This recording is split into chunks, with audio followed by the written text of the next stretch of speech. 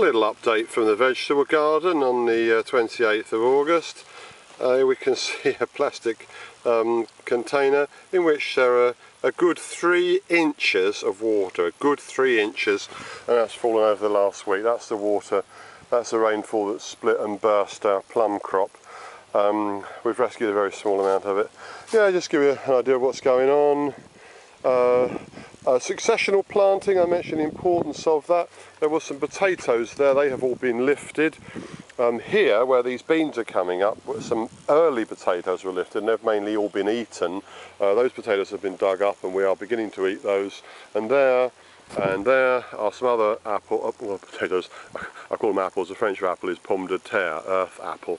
So I sometimes call them apples by mistake, but yeah. I put some final sowing of French beans in here. Julia said it's too late, it's not worth putting any French beans, and when I put these in, the soil was absolutely parched dry. So I put some beans in, I've watered the rows heavily, covered them over with fresh earth, watered them again, carrying water from over there by the Apple store where we collect water in rain butts. And anyway, they're coming on, we might get a crop from them. There's still some flowers coming on these French beans and a few little darling French beans coming there, you can see. Carrots doing well, spring onions doing amazingly well. This dwarf cherry tree I planted, hanging on for dear life. Dwarf cherry tree I planted around about here, died. There's another dwarf cherry still alive. And here's our carrots and spring onions we've been using. These spring onions have been amazing.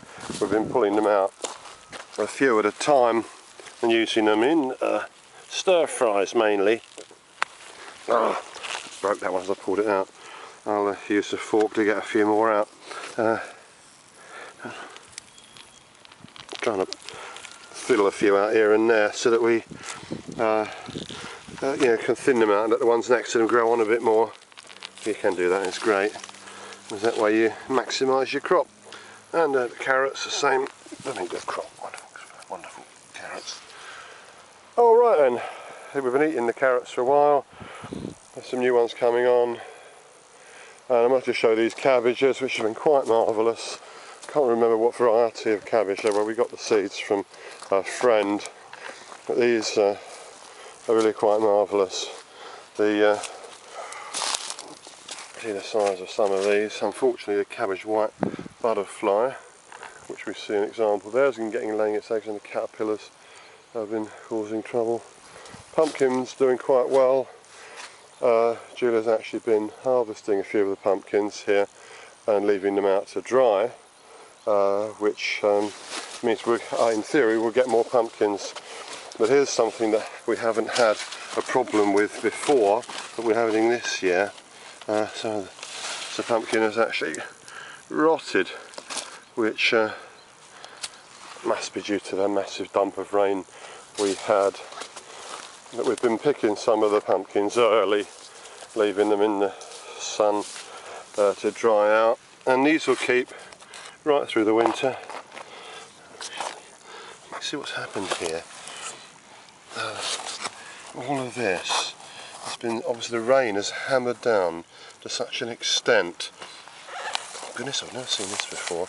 I just turn these, it just demonstrates the importance of keeping an eye on things. Not everything is quite what you think. Oh, flipping slug there, was like, yuck. Obviously what's happened here, I just discovered this as I was making the film. Obviously what's happened here is that rain has hammered down so much that it's washed a load of light sandy soil over. Oh well, I'm glad I turned those over. I wouldn't have kept very well. Okay, and here's the courgettes still coming. Might have seen a few of these appearing in stir fries. Very nice they are.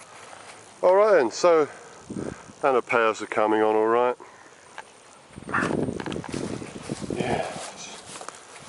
Yes, I like watching Star Trek, and one of the things I envisage in Star Trek is a future in which there is weather control. I'm not sure that will ever happen.